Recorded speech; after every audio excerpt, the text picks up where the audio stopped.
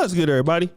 It's your boy, O'Shea Duke Jackson, back at it again with another episode of the Celebrity Junk. Today I want to talk about Ari Fletcher. She is the girlfriend of Moneybag's Yo, I believe that's his name.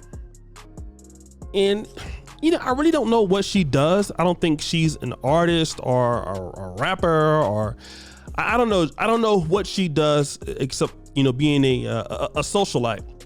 But there is a discussion going on about what it takes to be a bad bitch. Okay. Now, for those of you who remember that term, when we were coming up, basically, I think it's a term that, brothers even may use, but really women use it to describe themselves on how good they look. Cause in the black community, bad means good. Like, man, that's a bad car. That's a bad ride. That's from the, the 60s and 70s, to describe something that's really, really good. So a bad bia is a woman that is just very beautiful. Now, of course, in the last few years, the definition has evolved past looks. Some people say in order to be a bad bia, it's not only just about what you look like, it is also about your character. Okay, it's about how you act. It's about how you present yourself. But Ari Fletcher disagrees with that. She says this: "Day music, I don't care why y'all keep saying being a bad BI has something to do with how you look. Cause yes, the F it does. But keep on with y'all fake, humble, and want to be accepted ass." Give her a round of applause. You know what? I want to talk about this because there are so many people who want to, talk about this, especially young women being a bad bitch. So let's basically agree with what she's saying. Being a bad B has everything to do with looks. Fine. For those ladies who agree with that, it's completely okay. There are a lot of ladies who want to describe themselves as that. Now, if a man says that, this is hate speech, but if they want to describe themselves as that, that's fine. I have no issue with it. But really, this is what a lot of ladies, this is some of their goal.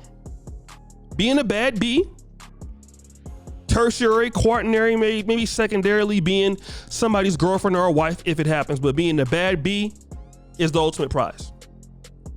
And being a bad B certainly can come with some perks. Trips to, Dubai, nice hotels, maybe somebody, gets you a car, get you a house. But what I found out is that it's temporary. And what it shows me is that a lot of people in our community are chasing something that is quick. And it's really based on things that are phenotypical, basically your looks, your appearance.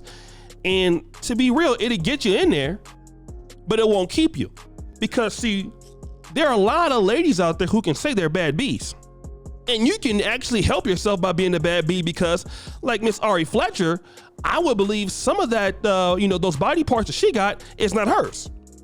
She might have paid for it, but that could be silicone, it could be enhancements. And then we already know about what the hairstyles and the makeup and the Snapchat filters. Who's to say who's a bad B or not now? Because all of those things you can enhance. You can get a new weave, you can get wigs, you can get makeup, you can get all these things. But what you can never enhance, you can enhance your booty, your breasts. What you cannot enhance is your personality. Because that is something that actually takes work. Because see, to be a bad B to somebody's wife, for a man that is, as Kevin Simpson, high value, or to be somebody respected, now that does depend on your personality. Okay?